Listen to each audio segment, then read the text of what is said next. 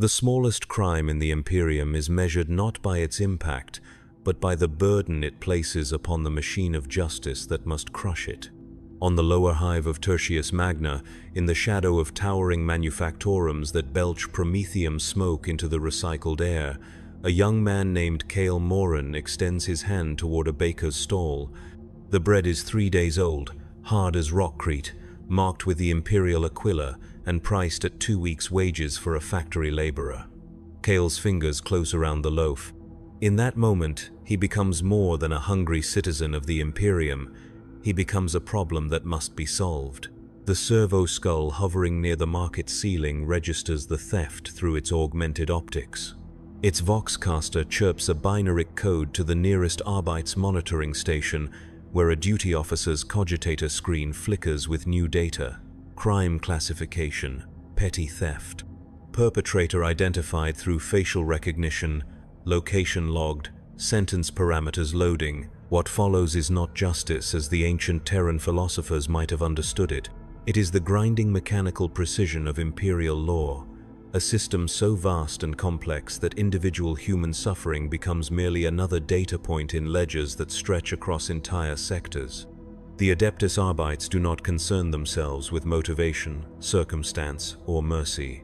They concern themselves with efficiency, deterrence, and the mathematical certainty that every transgression against Imperial law must be answered with overwhelming force. In the 38 millennia since the Emperor first walked among men, the Imperium has refined the art of punishment into something that transcends mere cruelty. It has become theology. Every broken bone, every severed limb, every mind hollowed out by psycho-conditioning serves not just to penalize the criminal, but to reinforce the fundamental truth that binds humanity together across 1,000,000 worlds, that individual will must be subordinated to Imperial order, no matter the cost. The theft of a single loaf of bread sets in motion a cascade of events that will follow Cale Moran through interrogation chambers and penitentiary cells, through surgical suites where flesh is separated from bone with clinical precision, and finally into the labyrinthine depths of the Imperium's vast correctional apparatus. His journey will reveal the mechanisms by which the most powerful civilization in human history maintains its grip on a species that spans the galaxy, one broken soul at a time. Kyle does not yet know that his hunger has doomed him. He clutches the stolen bread and tries to disappear into the crowd, unaware that 17 different surveillance systems have already tagged him for arrest. Above him, in the spires where the planetary nobility dwell, his fate is being decided by algorithms older than most star systems, programs that weigh his life against statistical models of recidivism, productivity loss, and social stability. The Adeptus Arbeits judge does not see Cale's face when she reviews his case file later that morning. She sees only data: male, age 23, unemployed for 4 months following the closure of a textile mill, no prior arrests but 3 citations for loitering near food distribution centers. The system recommends corporal punishment with optional enhancement to indentured servitude. The judge's approval stamp bears the Imperial Aquila. The ink is still wet when the enforcement squads receive their orders. In the Imperium of Man, crime is not a social problem to be solved through rehabilitation or community intervention. It is a cancer to be cut out with the surgical precision of those who have spent 40,000 years perfecting the art of human control. Every theft, every act of sedition, every moment of doubt or questioning becomes another opportunity to demonstrate the terrible mathematics of Imperial justice, that the cost of transgression will always exceed any possible benefit, that resistance leads only to suffering, and that the Emperor's law extends into every corner of human existence with the inevitability of gravity itself. The bread in Cale's hands grows cold as he navigates the maze of shanties and industrial waste that form the outer districts of the lower hive. He does not know that his biometric data is being cross-referenced with employment records, residential databases, and genetic samples collected during his mandatory birth registration 23 years ago. He does not know that a team of Arbeits shock troops is already moving through the district, their power mauls charged and their riot shields locked in position. What Kale knows is hunger. What he will learn is that in the Imperium of Man, even hunger must bow before the absolute authority of law, and that mercy is a luxury reserved for those who can afford to purchase it with unwavering loyalty to the throne. The servo skulls continue their endless patrol of the market district, their optical sensors scanning for the next transgression, the next opportunity to feed data into the vast machinery of imperial justice. Below them, citizens move with the careful precision of those who understand that every action is observed, every choice recorded, every moment of life subject to evaluation by systems beyond their comprehension. In the Adeptus Arbites fortress that dominates the Hive's judicial sector, processing chambers hum with the constant activity of criminals being sorted, catalogued, and prepared for punishment. The walls bear inscriptions in Gothic script. Justice is the Emperor's will made manifest. Order through strength, compliance through fear. These are not empty slogans. They are operational principles that govern every aspect of how the Imperium responds to those who dare to place their individual needs above the collective good. K.L. Moran's story is just beginning, but it follows patterns established across countless worlds and repeated billions of times throughout Imperial history. His theft of bread will cascade through levels of bureaucracy and enforcement until it becomes something far larger than a hungry man taking food he could not afford. It will become a demonstration of imperial power, a lesson in the consequences of defiance, and ultimately a warning to others who might consider placing their survival above their obedience. The machine of justice does not sleep, does not rest, and does not forgive. It only processes, punishes, and perpetuates the endless cycle of control that keeps humanity bound together under the Emperor's law. In the grim darkness of the far future, there is only war, and even the smallest acts of desperation become battles in that war, fought not with lasers and chainswords, but with the systematic destruction of human will itself. Kale's fingers tighten around the stolen bread as he hears the first echo of marching boots in the distance. The sound grows closer with each passing second, carrying with it the weight of 40 millennia of human civilization refined into a single, terrible purpose: the absolute subordination of the individual to the state, enforced with a precision that would make the ancients weep. The hunt has begun. 3 hours after the theft, Kale Moran discovers what it means to be truly seen by the Imperium. The shock troops arrive with the methodical precision of a surgical strike, their black carapace armor absorbing the dim light of the Underhive's luminous strips. They do not announce themselves with proclamations or warnings. They simply appear at every exit from the residential block where Kale has taken shelter, their movements coordinated by vox beads that whisper tactical updates in the clipped Gothic of military efficiency. The first Arbeits enforcer to reach Kale's hiding place does not ask questions. The Lex Imperialis provides no requirement for explanation or dialogue when dealing with confirmed criminals. The shock maul connects with Kale's ribs with enough force to lift him from his feet, the electrical discharge scrambling his nervous system and dropping him to the filthy hab-block floor in convulsions. The stolen bread falls from his hands, rolling across grime-stained rockcrete to rest against a drainage grate.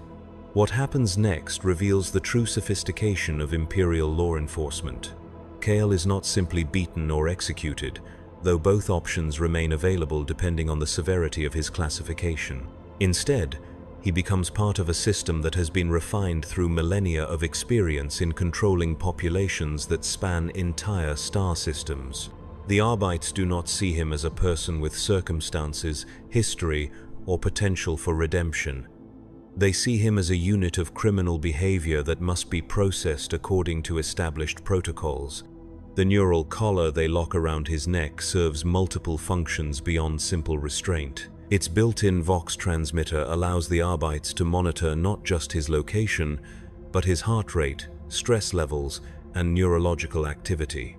The device can administer pain directly to his nervous system without leaving physical marks, making interrogation efficient and documentation clean.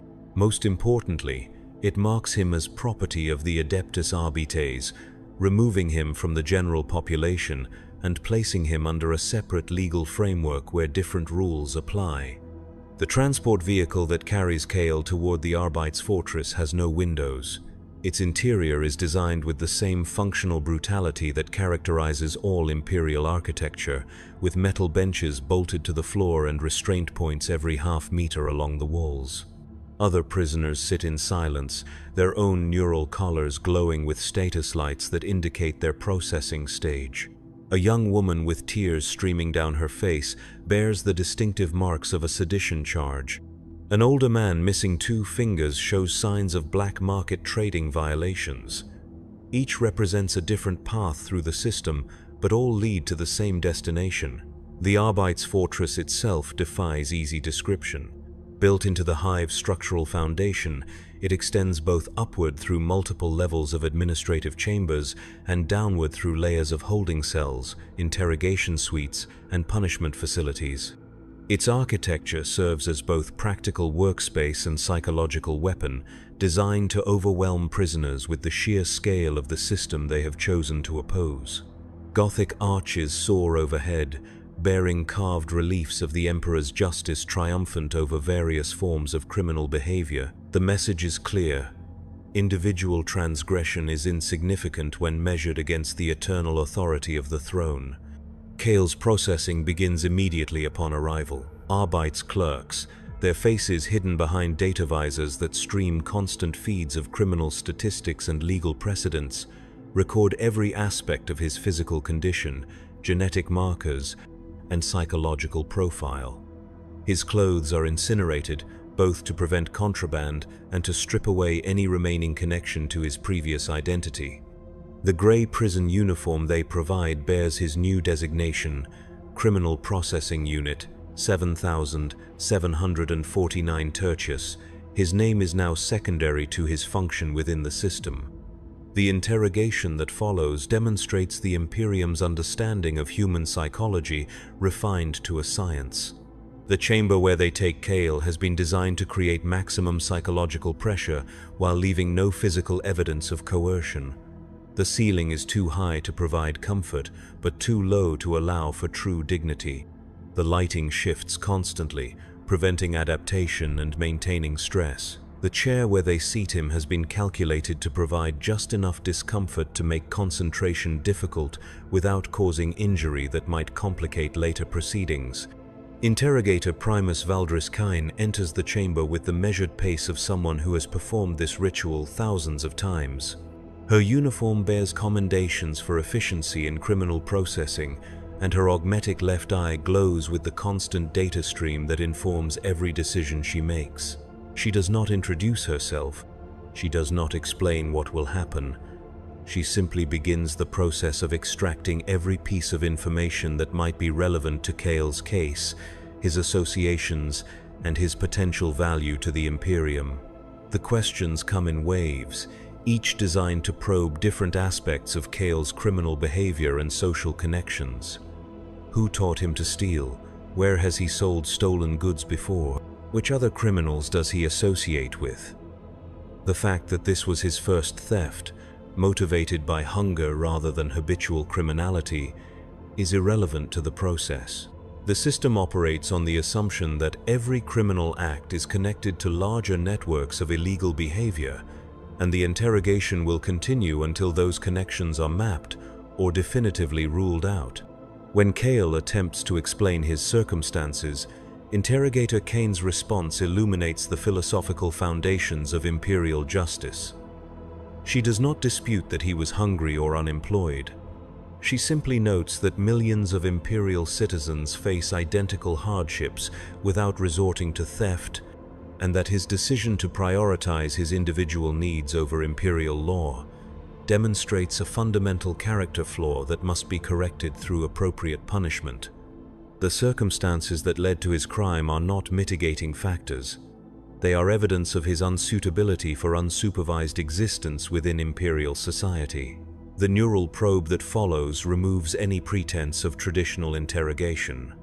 Kale's neural collar interfaces with machinery that reads his brain's electrical patterns, allowing the arbiters to verify his answers and explore memories he might prefer to keep private. The technology is not gentle. Each probe session leaves him with severe headaches and temporary memory gaps, but it provides the arbiters with complete confidence in their assessment of his criminal potential. What they discover through the neural probe reveals why the Imperium treats even petty crime with such overwhelming force.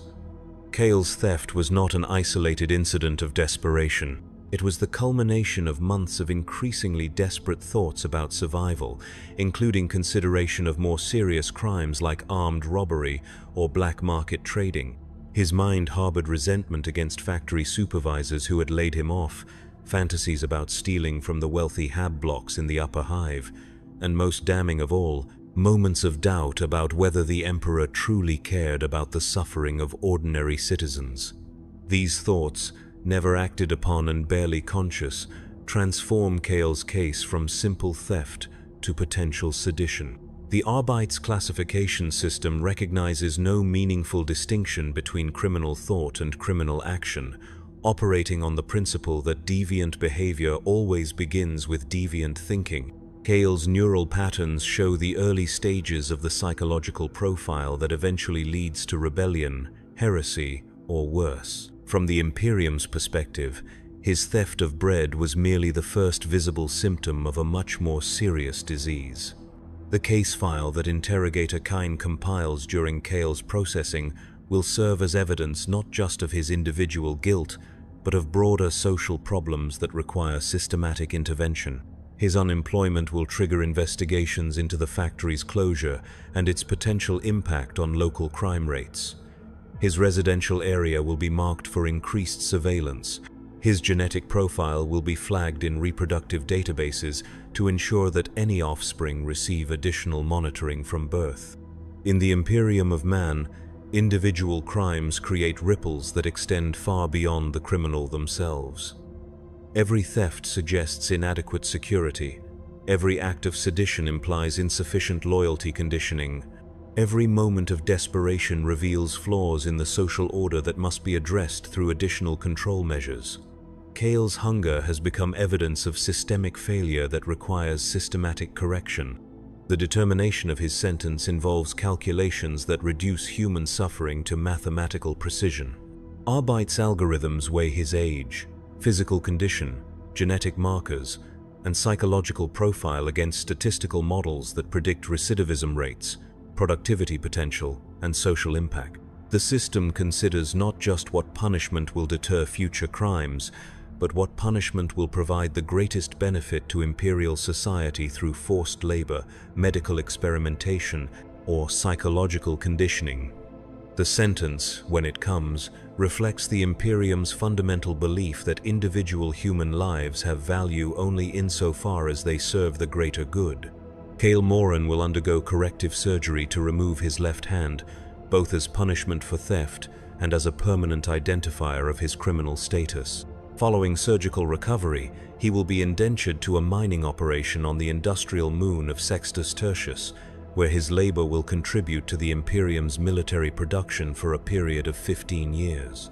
The psychological conditioning that accompanies his sentence represents the true sophistication of Imperial punishment. Kale's mind will be altered through a combination of chemical treatments, hypnotic conditioning, and neural implants that will make continued criminal behavior psychologically impossible. He will retain his memories and personality, but his capacity for defiance, resentment, or desperation will be surgically removed. When his conditioning is complete, he will be incapable of stealing again, not because he chooses obedience, but because disobedience will cause him physical pain. As Kale is led to the medical wing for his surgical punishment, he passes through corridors lined with other criminals at various stages of processing.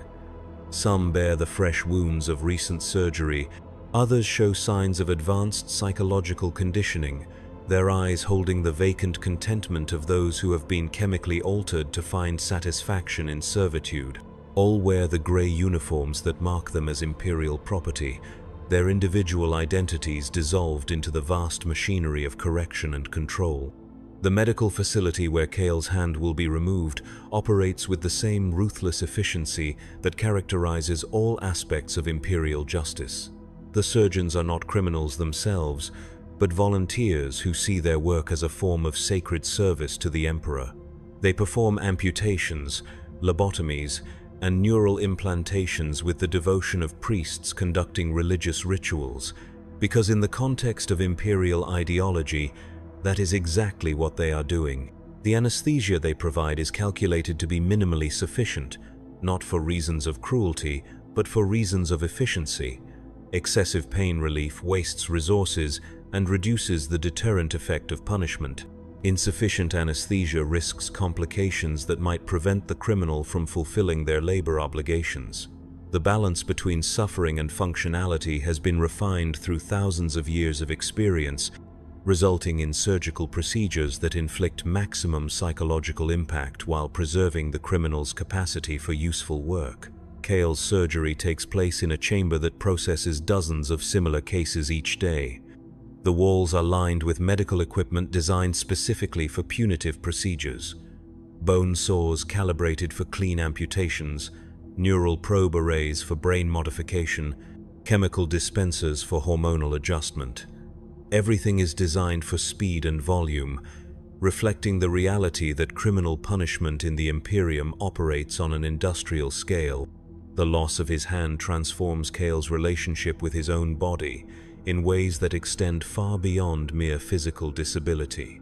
The surgical wound becomes a constant reminder of his transgression, a source of pain that will never fully heal, and a visible mark that identifies him as a criminal to every Imperial citizen he encounters for the rest of his life. More importantly, it serves as a psychological anchor for the conditioning process that follows, linking his capacity for criminal thought to immediate physical discomfort. The transport ship that carries Kale and dozens of other condemned criminals to their assigned labor camp represents the final stage of his journey through the Imperial justice system. The vessel's cargo holds have been converted into temporary holding areas where the newly sentenced are kept during the weeks-long journey to their destinations. The quarters are cramped, poorly ventilated, and designed with the assumption that many passengers will not survive the journey. Those who die in transit are simply processed as wastage, their bodies recycled through the ship's biological systems. During the journey, Kale undergoes the final phase of his psychological conditioning. Daily chemical injections alter his brain chemistry to increase docility and reduce aggressive impulses. Hypnotic sessions, conducted while he is restrained and forced to watch endless streams of Imperial propaganda, reshape his cognitive patterns to eliminate thoughts of resistance or escape.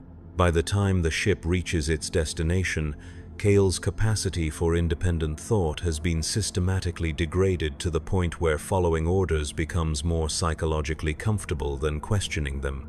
The mining facility on Sextus Tertius, where Kale will spend the next 15 years, represents the practical culmination of Imperial criminal justice. Built into the moon's surface, it combines industrial production with human punishment in ways that serve both functions simultaneously. The prisoners provide labor for critical military manufacturing, while their suffering serves as an ongoing demonstration of the consequences of defying Imperial law. Kale's arrival at the facility is processed with the same mechanical efficiency that has characterized his entire journey through the system. His remaining personal effects are confiscated and destroyed. His criminal identification number is tattooed onto his forehead, ensuring that he can never conceal his status even if he somehow manages to escape. Most importantly, the neural implant that was installed during his conditioning is activated, linking his nervous system directly to the facility's control network. The implant serves as both monitoring device and punishment tool, allowing facility overseers to track his location, monitor his productivity, and administer corrective pain when his performance falls below acceptable levels. The technology is sophisticated enough to distinguish between deliberate malingering and legitimate fatigue, ensuring that punishment is applied only when it will produce positive behavioral changes. What Kale discovers during his first days at the facility is that he has entered a society within a society, a closed system where different rules apply and individual survival depends on understanding hierarchies that have nothing to do with justice or fairness. Long-term prisoners, their minds hollowed out by years of chemical conditioning, serve as informal overseers who maintain order through a combination of ingrained servility and desperate attempts to curry favor with their captors.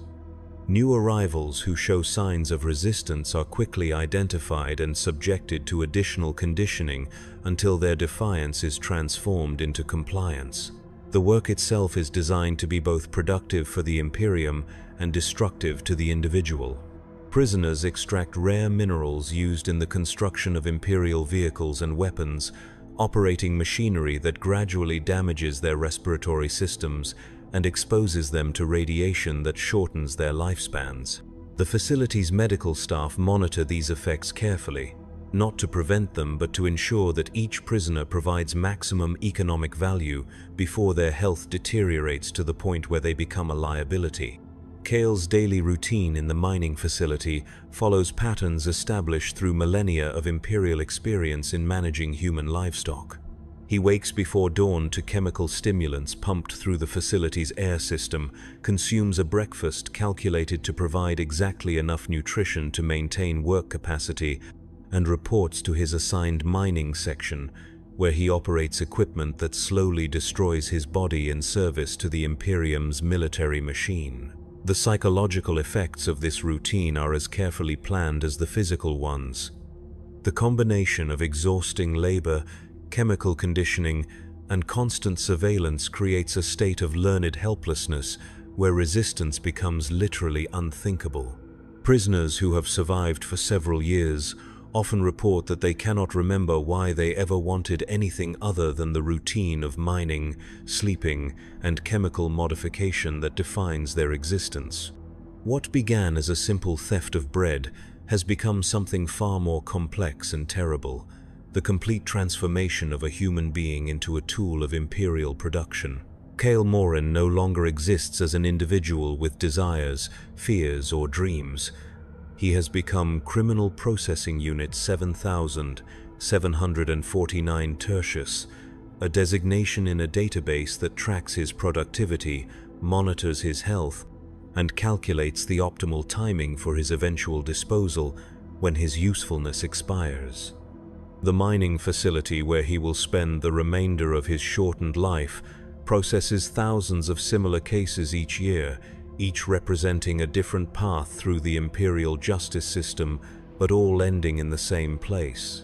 Complete subordination to the needs of the state, enforced through a combination of physical mutilation, chemical conditioning, and psychological destruction that leaves the individual intact enough to work, but broken enough to never again consider resistance. In the grim darkness of the far future, justice is not about restoration, rehabilitation, or even revenge. It is about the systematic transformation of human beings into resources that can be consumed in service to the Imperium's endless wars. Kale's story is remarkable only in its ordinariness, one thread in a tapestry of suffering that spans the galaxy and encompasses billions of similar cases.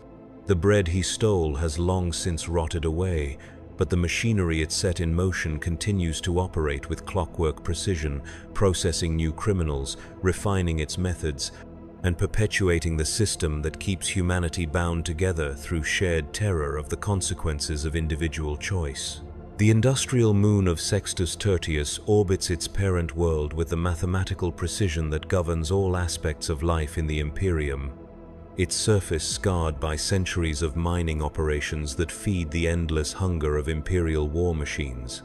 From orbit, the mining facility where Kale now labors appears as a geometric wound in the moon's crust, surrounded by waste processing plants, prisoner transport landing pads, and the defensive installations that ensure no one leaves without authorization. Within the facility itself, the architecture speaks to the Imperium's mastery of human psychology, applied on an industrial scale. The corridors are too narrow to allow prisoners to walk side by side, preventing the formation of group bonds that might lead to collective resistance. The ceiling height varies unpredictably, creating a constant sense of spatial disorientation that makes planning difficult. Most importantly, every surface is designed to remind the prisoners of their status through subtle psychological cues. Floors that slope slightly downward to create unconscious feelings of descent, lighting that shifts imperceptibly to maintain low-level anxiety, and air circulation systems that carry the faint scent of chemical sterilization as a constant reminder of the facility's medical capabilities. Kale's first months in the facility reveal the true sophistication of Imperial prisoner management.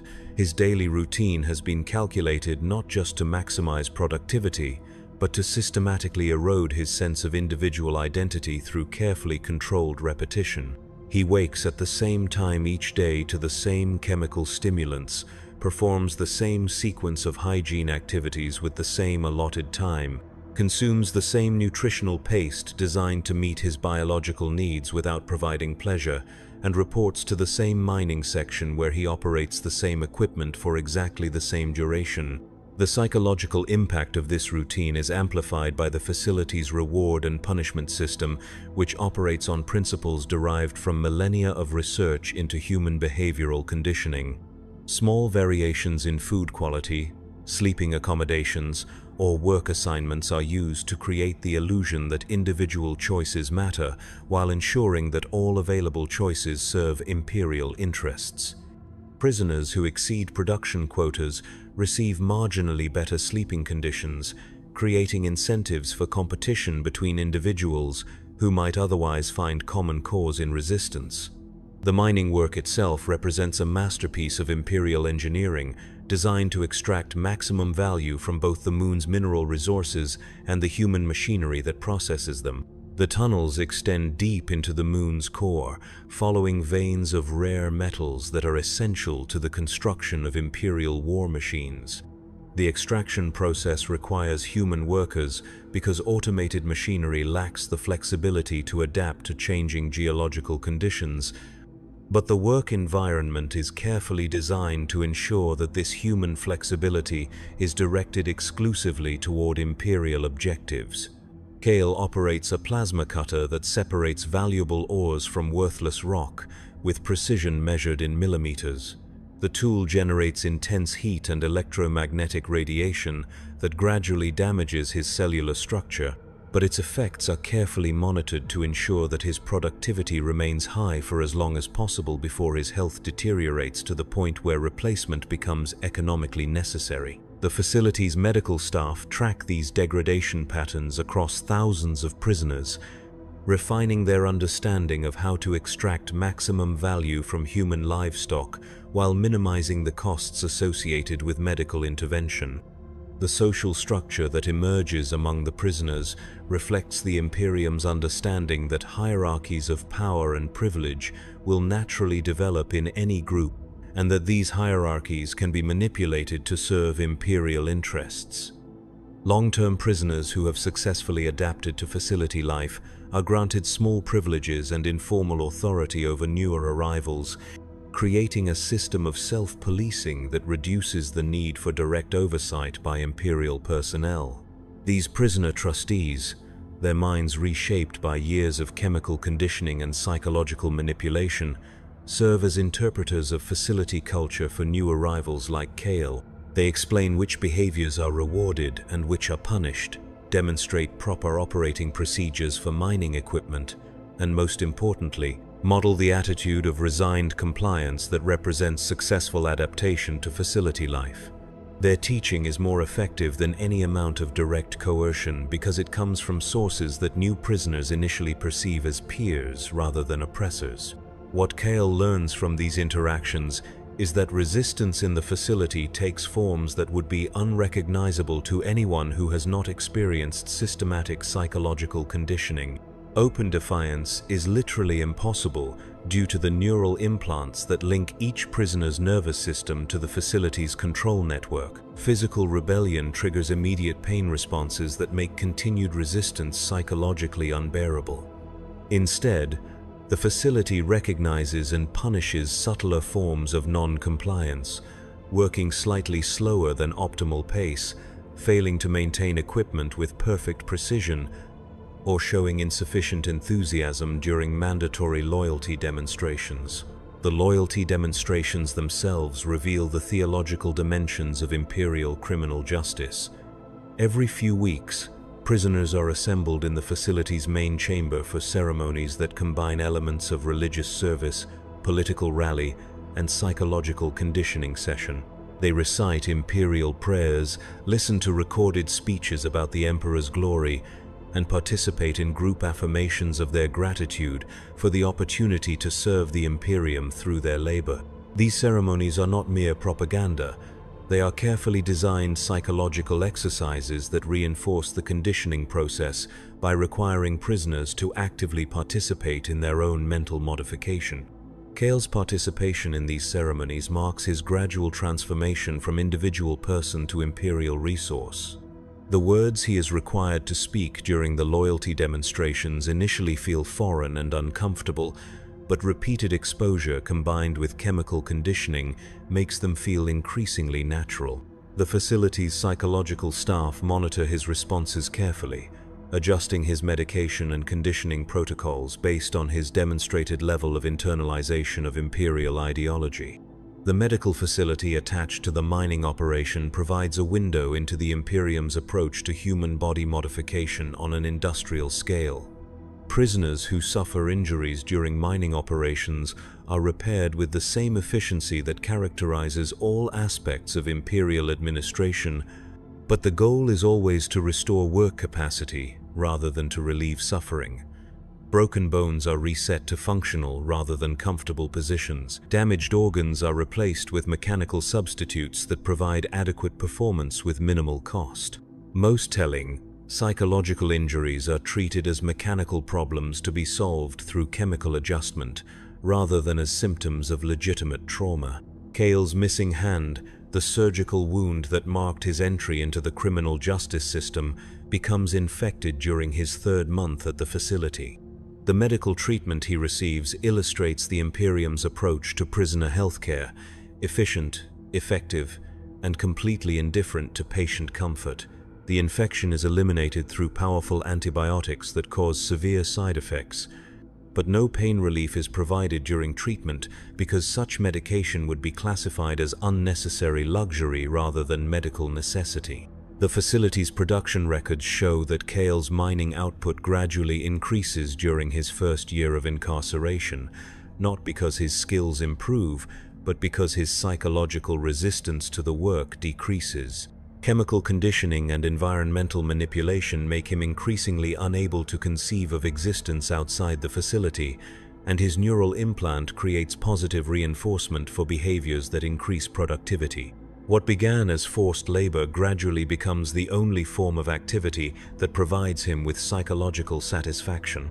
This transformation is carefully monitored by facility psychologists who track his progress through standardized assessments designed to measure compliance, productivity, and psychological adaptation. Their reports describe his development in language that reduces human experience to quantifiable data points: decreased resistance to authority, improved work performance, elimination of escape ideation, and successful integration into facility social structures.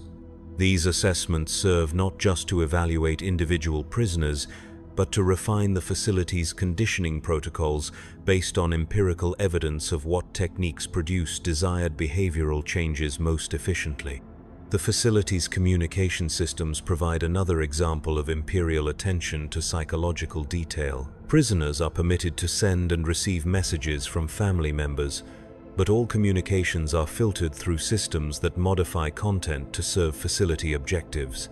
Outgoing messages are edited to remove expressions of suffering or requests for help, while incoming messages are altered to emphasize themes of forgiveness, acceptance, and encouragement to cooperate with facility staff.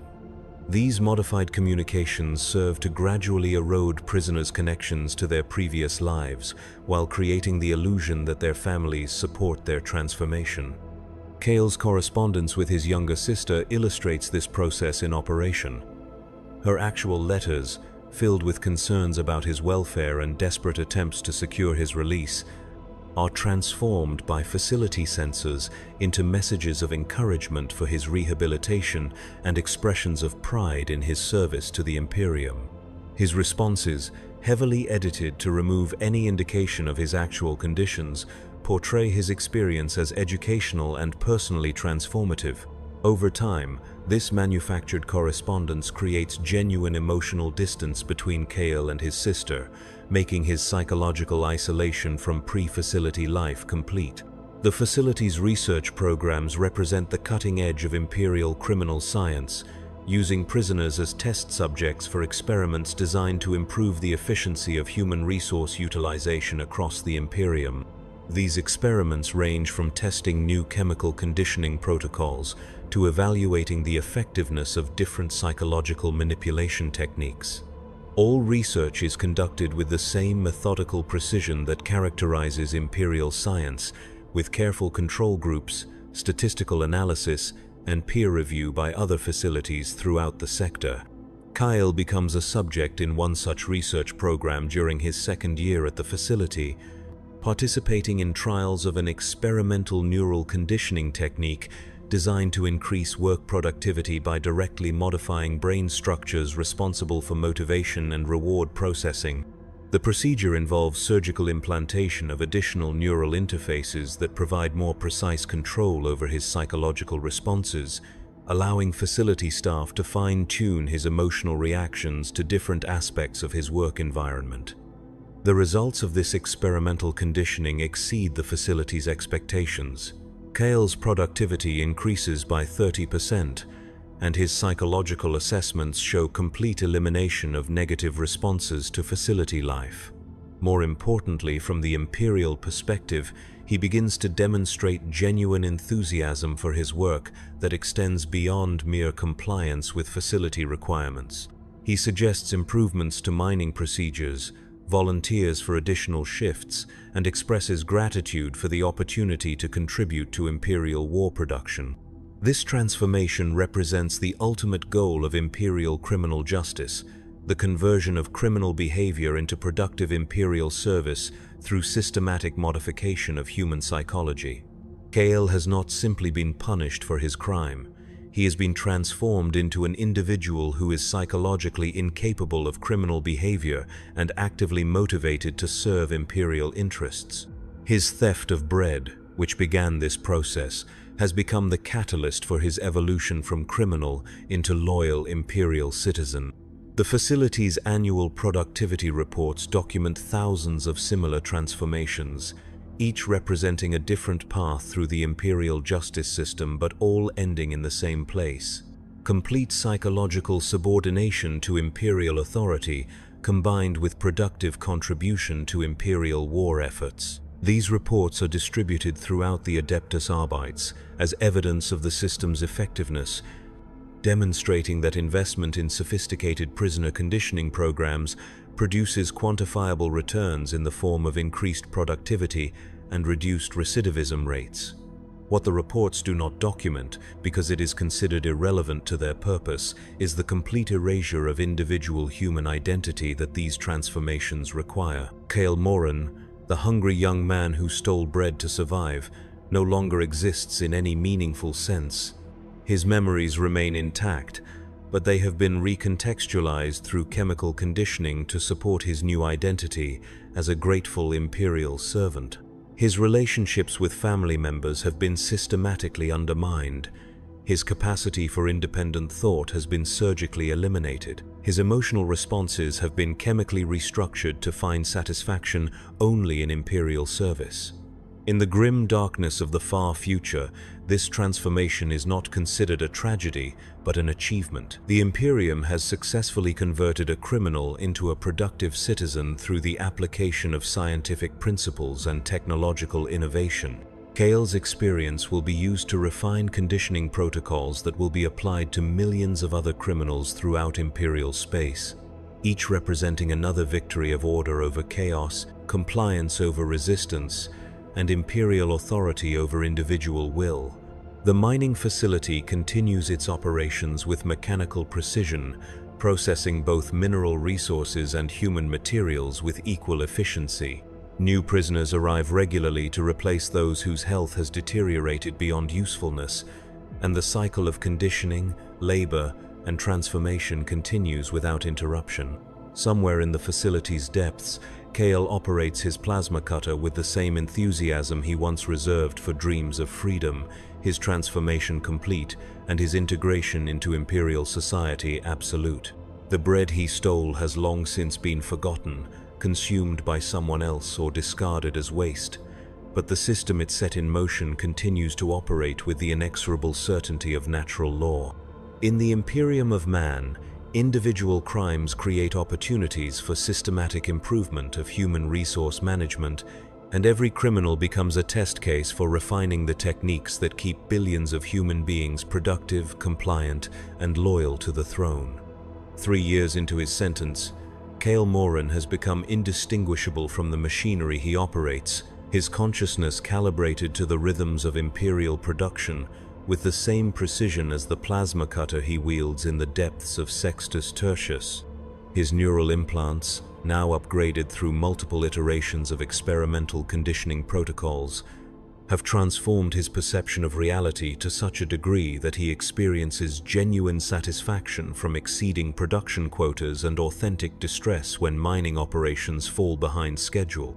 The transformation extends beyond mere behavioral compliance into something approaching genuine conversion. When facility inspectors arrive for their quarterly evaluations, Kale volunteers to demonstrate proper mining techniques and speaks with evident pride about his contribution to Imperial war production. His enthusiasm is not manufactured for the benefit of his observers. It is the authentic expression of a mind that has been systematically reconstructed to find meaning only within the parameters of Imperial service. The facility's psychological assessment reports document this conversion with clinical precision, noting the complete elimination of pre-incarceration personality markers and the successful integration of Imperial loyalty conditioning into his cognitive baseline. What they describe as successful rehabilitation would be recognized by observers from earlier eras of human history as something far more disturbing: the systematic destruction of individual consciousness and its replacement with artificial drives that serve external purposes. Kale's daily routine has evolved to incorporate behaviors that were never required by facility regulations but emerge naturally from his restructured psyche. He wakes 15 minutes before the chemical stimulants are released into the facility's air system, using the extra time to perform devotional exercises that honor the Emperor's role in his rehabilitation. He maintains his mining equipment with meticulous care that exceeds operational requirements, treating the machinery as sacred instruments that facilitate his service to the throne. Most significantly, he has begun to experience psychological distress when separated from his work environment for routine medical examinations or facility maintenance periods. The conditioning protocols have successfully eliminated his capacity to find satisfaction in non-productive activities, making idleness physically uncomfortable and psychologically disturbing. His neural implants reinforce this conditioning by creating positive feedback loops when he engages in approved behaviors and generating anxiety responses when he is prevented from working. The facility's research staff have identified Kale as an exemplary case study in successful criminal rehabilitation, using his psychological profile as a template for refining conditioning protocols applied to newer prisoners. His brain scan data has been distributed to facilities throughout the sector as evidence of optimal neural modification outcomes, and his behavioral patterns are studied by Adeptus Mechanicus academies as examples of successful integration of criminal populations into productive Imperial service. What none of these assessments acknowledge is that Kale's successful rehabilitation has been achieved through the complete annihilation of his capacity for independent thought, emotional attachment, or psychological autonomy. The neural pathways that once generated desires for freedom, relationships, or personal fulfillment have been systematically severed and replaced with artificial connections that produce satisfaction only when he serves Imperial objectives. The facility continues to receive new prisoners at regular intervals, each representing another opportunity to refine the techniques that have proven so effective in Kale's case. Young men and women arrive bearing the same expressions of fear, anger, and desperate hope that Kale once displayed, and they begin the same journey through conditioning, surgical modification, and psychological reconstruction that has transformed him into a model Imperial citizen. Some of these newer prisoners initially resist the conditioning process more vigorously than others, but the facility's staff have learned through experience that resistance only delays the inevitable transformation rather than preventing it. The combination of chemical modification, neural implants, and environmental manipulation proves effective across all personality types and psychological profiles, producing consistent results regardless of individual characteristics or cultural background. The facility's annual reports to Adeptus Arbitrae's headquarters document steadily improving efficiency in criminal processing, with shorter conditioning periods, higher productivity rates, and lower mortality during the transformation process. These improvements represent thousands of hours of research and experimentation, funded by the Imperium's recognition that effective criminal rehabilitation serves multiple strategic objectives simultaneously.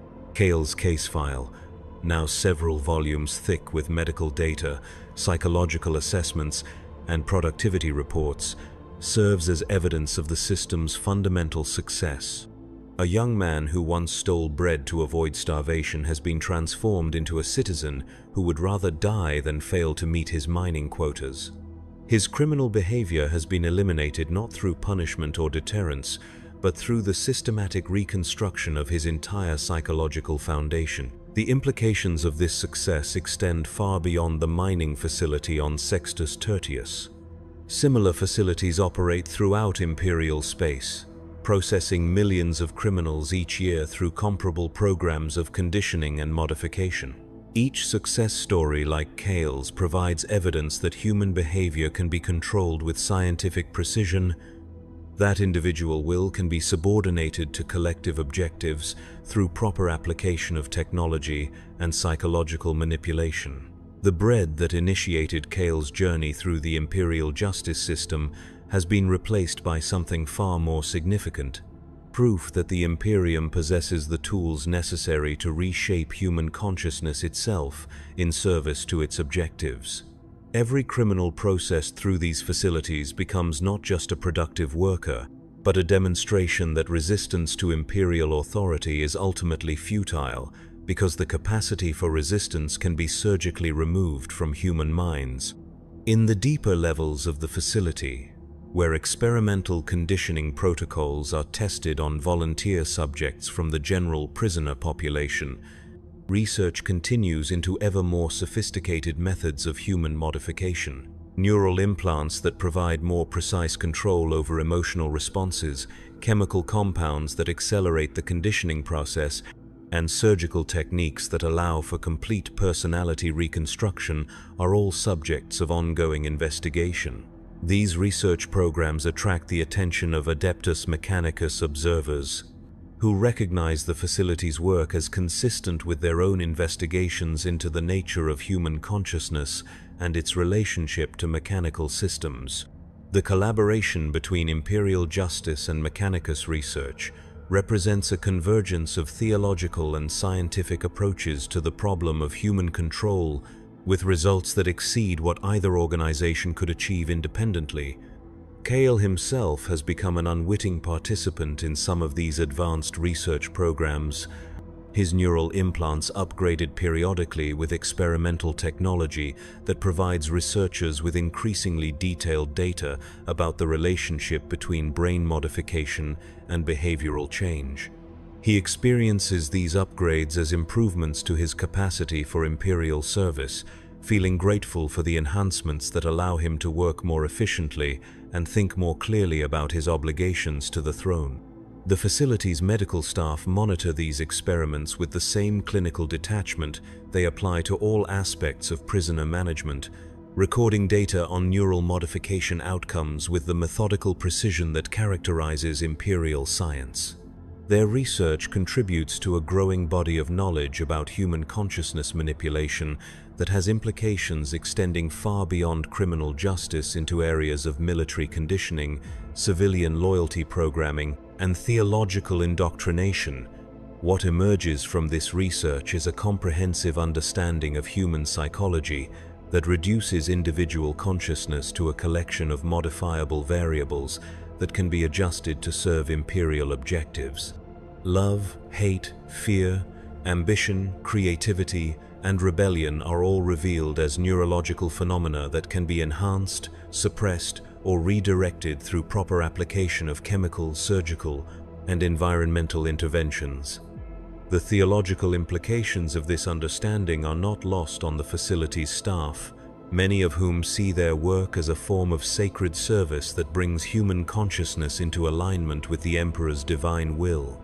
They perform their modifications with the devotion of priests conducting religious ceremonies, because from their perspective, the elimination of individual will in favor of imperial service represents a form of spiritual purification that benefits both the modified individual and humanity as a whole.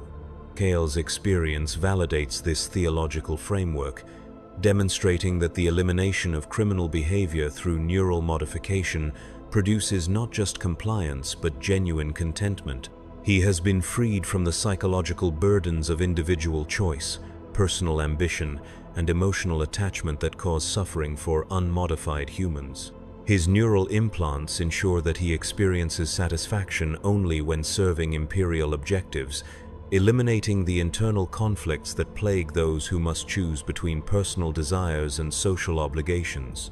The facility operates in cycles that mirror the larger rhythms of imperial administration, with regular deliveries of new prisoners, periodic upgrades to conditioning technology, and quarterly assessments of modification outcomes.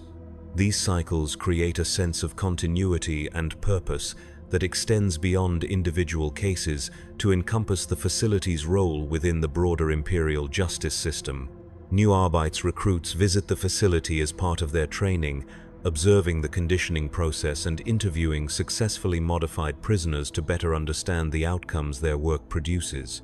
These visits serve both educational and motivational purposes, demonstrating the effectiveness of imperial criminal justice, while reinforcing the recruits' commitment to the system they will serve throughout their careers. During one such visit, a young Arbetes cadet asks Cale whether he misses his previous life or feels anger about his treatment. Cale's response, delivered with genuine confusion rather than calculated compliance, illustrates the completeness of his transformation. He explains that he cannot understand why anyone would prefer the uncertainty and suffering of criminal behavior to the satisfaction and security of imperial service, and that his current life represents the fulfillment of purposes he was previously too confused to recognize. The cadet's follow-up questions reveal her struggle to comprehend how thoroughly Cale's consciousness has been reconstructed. She asks about his family, his previous employment, his dreams and ambitions before his arrest. To each question, Cale responds with the same bemused incomprehension, as if she were asking him to explain his feelings about mythical creatures or impossible mathematical concepts. His neural conditioning has not simply suppressed memories of his previous life. It has restructured his cognitive framework to make those memories literally meaningless within his current psychological context. He remembers stealing the bread that led to his arrest, but the memory produces no emotional response and seems no more significant than remembering the color of a wall he once painted. The facility's evening routine provides opportunities for prisoners to engage in approved recreational activities designed to reinforce their conditioning while providing minimal stimulation to prevent psychological deterioration. Cale participates in group discussions about imperial history, competitive exercises that involve reciting loyalty oaths, and collaborative projects that involve constructing devotional artwork celebrating the Emperor's glory. These activities serve multiple purposes beyond simple entertainment. They provide opportunities for facility staff to monitor the effectiveness of individual conditioning programs. They reinforce imperial ideology through repetitive exposure, and they create social bonds between prisoners that are explicitly structured around shared loyalty to Imperial objectives rather than personal affection or mutual support. Kael's participation in these activities demonstrates the success of his modification in ways that go beyond mere compliance with facility requirements. He genuinely enjoys the recreational programs, finding authentic satisfaction in activities that reinforce his conditioning and strengthen his psychological connection to Imperial service. His enthusiasm for Imperial history discussions and his skill at loyalty recitation have made him a model participant who helps guide newer prisoners through their own integration into facility culture. The facility's relationship with the broader Imperial administration illustrates the systematic nature of human control throughout the Imperium. Regular reports flow upward through layers of bureaucracy, carrying data about conditioning outcomes, productivity statistics, and technological innovations. This information feeds into Imperium-wide databases that track the effectiveness of different criminal justice approaches across millions of worlds and billions of individual cases. Policy adjustments based on this data flow downward through the same bureaucratic channels, bringing new conditioning protocols, modified sentencing guidelines, and updated medical procedures to facilities throughout Imperial space. The system operates with the same feedback mechanisms that govern Imperial military logistics, economic planning, and resource allocation, treating human consciousness as another strategic resource that must be managed with scientific precision.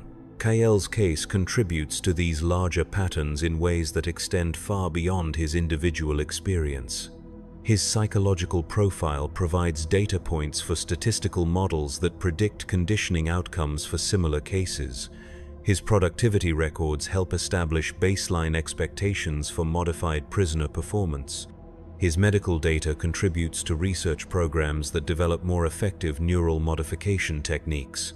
The facility itself functions as a single node in a network of similar institutions that process criminal populations throughout the sector. Data flows constantly between facilities, sharing information about successful conditioning techniques, comparing outcomes across different prisoner populations, and coordinating research efforts that require large sample sizes to produce statistically significant results. This interconnected network of criminal processing facilities represents one of the Imperium's most sophisticated achievements in social engineering, creating a closed system where individual criminal behavior is systematically converted into productive Imperial service through the application of scientific principles refined over millennia of experience. The broader implications of this system extend beyond criminal justice into fundamental questions about the nature of human consciousness and its relationship to Imperial authority. The facility's success in modifying criminal behavior raises possibilities for similar modifications of non-criminal populations, potentially eliminating not just individual crimes but individual dissent, doubt, or deviation from Imperial orthodoxy. Research programs already underway investigate the application of similar techniques to military conditioning, civilian loyalty programs, and religious indoctrination. The ultimate goal of these programs is the creation of human populations that are psychologically incapable of actions or thoughts that conflict with Imperial objectives, effectively solving the problem of human unpredictability that has challenged governments throughout history. Kael's transformation provides a proof of concept for these ambitious programs, demonstrating that human consciousness can be modified with sufficient precision to eliminate unwanted psychological traits, while preserving the cognitive functions necessary for productive work. His daily routine in the mining facility serves as a model for what human existence might look like in a future where individual will has been systematically subordinated to Imperial objectives through technological intervention. The nights on Sextus Tertius are marked by the facility's transition to minimal operational mode, with reduced lighting, modified air circulation, and activated sleep induction systems that ensure prisoner rest periods are both efficient and psychologically reinforcing. During these quiet hours, the facility's automated systems continue their endless monitoring of prisoner vital signs, neural activity, and psychological indicators. Kale sleeps with the same mechanical regularity that characterizes all aspects of his existence, his neural implants maintaining optimal brain chemistry throughout the night and ensuring that his dreams, when they occur, focus on themes of Imperial service and productive labor. The conditioning protocols have eliminated the random psychological content that characterizes normal human sleep, replacing it with carefully structured mental experiences that reinforce his modification programming. His sleeping quarters, shared with 7 other long-term prisoners who have undergone similar conditioning processes, reflect the facility's understanding that even unconscious social interactions can be manipulated to serve Imperial objectives.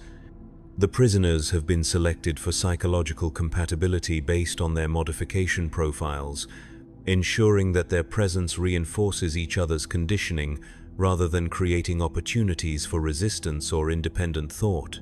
The facility's night shift staff monitor these sleeping arrangements through surveillance systems that track not just physical activity but neural patterns, sleep quality, and dream content. This data feeds into research programs investigating the relationship between group conditioning dynamics and individual psychological stability, contributing to the development of more effective techniques for managing large prisoner populations.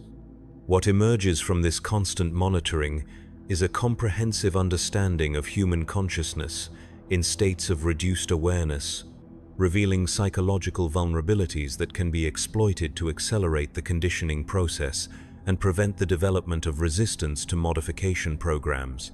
Sleep becomes another battlefield in the war against individual will, with victories measured in terms of eliminated dream content and optimized neural patterns.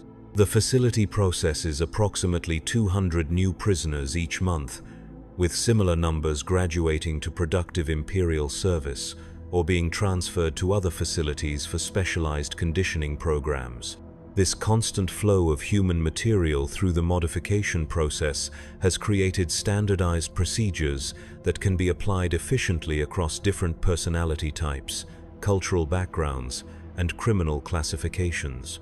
Each new arrival follows the same path that Kale traveled 3 years earlier: initial processing, psychological assessment, medical modification, conditioning implementation, and finally integration into the facility's productive population. The system has been refined to eliminate unnecessary delays, reduce modification complications, and maximize the percentage of prisoners who achieve successful transformation into loyal Imperial citizens. Kale's role in this process has evolved from subject to informal assistant, his completed modification making him an ideal interpreter of facility culture for newer prisoners who are struggling with the early stages of their own transformation. His genuine enthusiasm for Imperial service provides a compelling example of successful rehabilitation that is more effective than any amount of direct coercion in encouraging cooperation with conditioning programs. The conversations between Kale and newer prisoners reveal the completeness of his psychological reconstruction in ways that formal assessments cannot capture. When frightened arrivals ask about escape possibilities, he responds with genuine confusion about why anyone would want to leave an environment that provides such clear purpose and satisfaction. When they express anger about their treatment, he offers sympathetic incomprehension, as if they were complaining about receiving gifts they were too confused to appreciate. These interactions serve multiple functions within the facility's operational framework. They provide newer prisoners with examples of successful adaptation to facility life. They reinforce Kale's own conditioning through repeated expression of Imperial loyalty, and they generate psychological data about the effectiveness of peer-based conditioning techniques compared to direct staff intervention. The facility's research programs have expanded during Kale's tenure to include investigations into collective conditioning techniques that modify group behavior patterns rather than focusing exclusively on individual psychology. These programs use prisoners like Kale as focal points for group modification efforts, leveraging their successful transformation to influence the psychological development of entire prisoner cohorts. Kale participates in these programs without understanding their experimental nature, experiencing them as natural extensions of his desire to serve Imperial objectives through helping other prisoners achieve successful rehabilitation. His neural implants have been configured to generate positive reinforcement when his actions contribute to other prisoners' conditioning progress, creating a feedback loop that makes him an enthusiastic participant in the systematic destruction of human individuality. The facility's success rates have improved consistently during the 3 years of Kale's incarceration, with current statistics showing 97% successful modification outcomes and less than 1% serious conditioning complications. These numbers represent thousands of individual human beings who have undergone the same transformation as Kale, each representing another victory of Imperial social engineering over the unpredictability of human nature. The broader implications of these success rates extend far beyond the facility itself into fundamental questions about the future of human consciousness within the Imperium. If criminal behavior can be eliminated through systematic psychological modification, the same techniques could potentially be applied to eliminate other forms of deviant thought, including political dissent, religious doubt, or cultural independence. Research programs investigating these possibilities operate in parallel with the facility's criminal processing operations, using modified prisoners as test subjects for experimental conditioning protocols that might eventually be applied to general populations. These programs represent the cutting edge of Imperial social control technology, with results that could revolutionize the relationship between individual consciousness and state authority throughout human space. Kale's neural implants include experimental modifications that allow researchers to monitor not just his behavior but his thought patterns, emotional responses, and subconscious psychological processes. This monitoring generates data about the relationship between neural modification and consciousness that contributes to theoretical frameworks that could eventually support population-wide conditioning programs.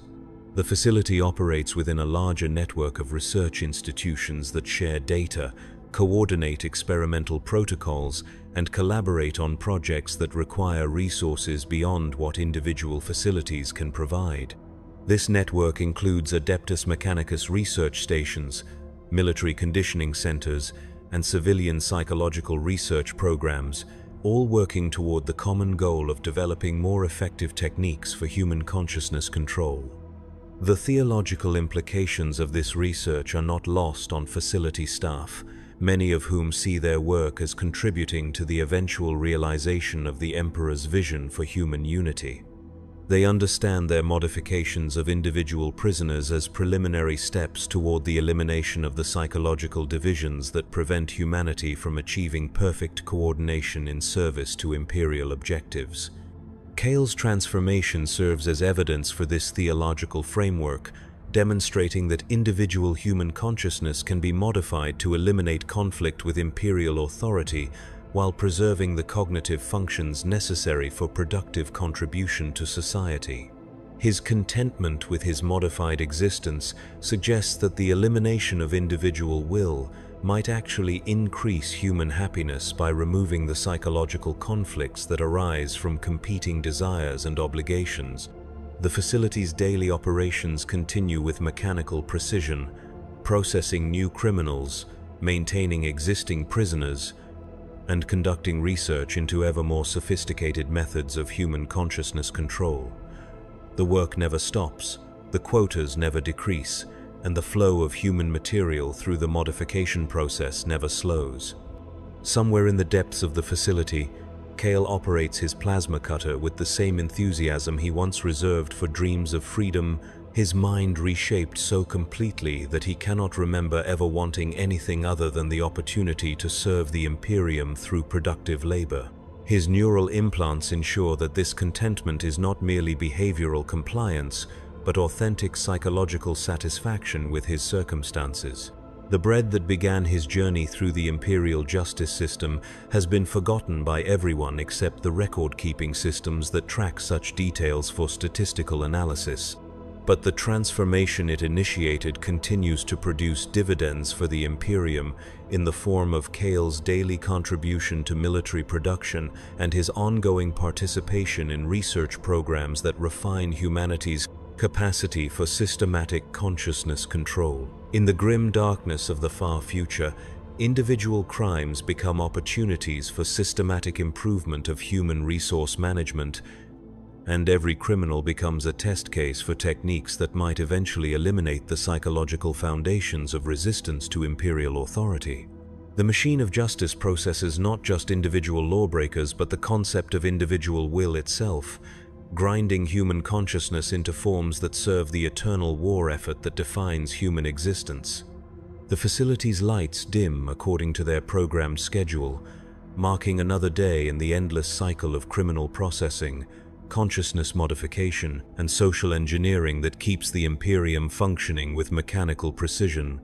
Tomorrow will bring new prisoners, new opportunities for research, and new evidence that human nature itself can be systematically reconstructed to serve purposes beyond individual understanding or choice. Kale sleeps peacefully in his assigned quarters, his neural implants maintaining optimal brain chemistry and ensuring that his unconscious mind continues to process Imperial loyalty programming throughout the night. His dreams, when they come, focus on mining quotas, equipment maintenance schedules, and devotional exercises that honor the Emperor's role in his successful rehabilitation. In the administrative levels of the facility, duty officers review the day's productivity reports and plan tomorrow's conditioning protocols, their work guided by statistical models that reduce human suffering to mathematical optimization problems. Their computers process data from thousands of similar facilities throughout Imperial space, adjusting parameters and refining techniques based on empirical evidence of what methods produce the most efficient transformation of criminal behavior into productive Imperial service. The systems never sleep, the monitoring never ceases, and the great machine of human consciousness control continues its operation with the inexorable certainty of natural law. Individual minds are processed, modified, and optimized for Imperial service with the same efficiency that characterizes all aspects of Imperial administration, from military logistics to planetary resource extraction. What began as a simple theft of bread has become something far more significant, proof that the human capacity for individual choice can be systematically eliminated through proper application of technology and psychological manipulation. The Imperium has developed techniques for controlling not just human behavior but human consciousness itself, creating the possibility of populations that are psychologically incapable of resistance to Imperial authority. The implications stretch beyond the mining facility on Sextus Tertius, beyond the criminal justice system, beyond even the immediate military needs that drive Imperial policy. They suggest a future where human consciousness itself becomes another tool of Imperial administration, modified and optimized to serve purposes that individual minds could never comprehend or choose. In the depths of the facility, machinery continues its endless operation, extracting valuable minerals from the moon's crust, while simultaneously extracting individual will from human minds. The two processes operate with identical efficiency, transforming raw materials into refined products that serve Imperial objectives with mechanical precision. The universe continues its expansion into darkness, carrying human civilization deeper into conflicts that require ever more sophisticated methods of social control to maintain unity and purpose across impossible distances and unimaginable dangers.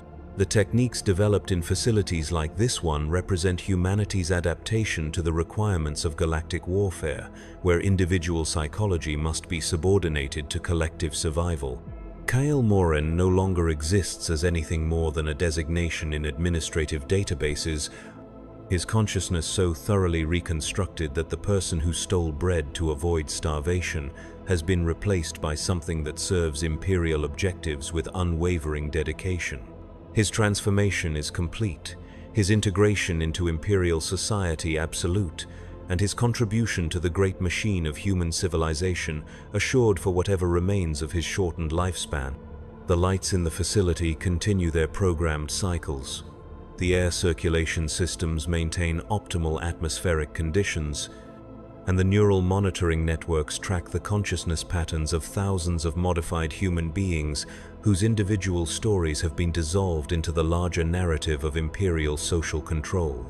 Somewhere in the administrative archives, a case file documents the successful resolution of Criminal Processing Unit 7749 Tertius, formerly known as Cale Moran, age 26, convicted of theft, sentence 15 years indentured labor with corrective modification. The file notes successful rehabilitation, optimal productivity ratings, and recommendation for consideration in advanced research programs. The file does not note that somewhere in the depths of human consciousness, in neural pathways too damaged for the monitoring systems to detect, something that was once individual will continues to scream silently into a darkness that will never end, trapped forever within a mind that has been transformed into a prison more absolute than any physical restraint could ever be. The machine operates with perfect efficiency, processing the next case, refining the next technique, and preparing for tomorrow's delivery of fresh human material to be transformed into productive Imperial citizens through the systematic application of technologies that reduce individual consciousness to manageable data streams. In the grim darkness of the far future, there is only war, and even the human mind has become another battlefield, where the Imperium's victory is measured not in territory conquered, but in souls reshaped to serve purposes beyond their understanding or consent.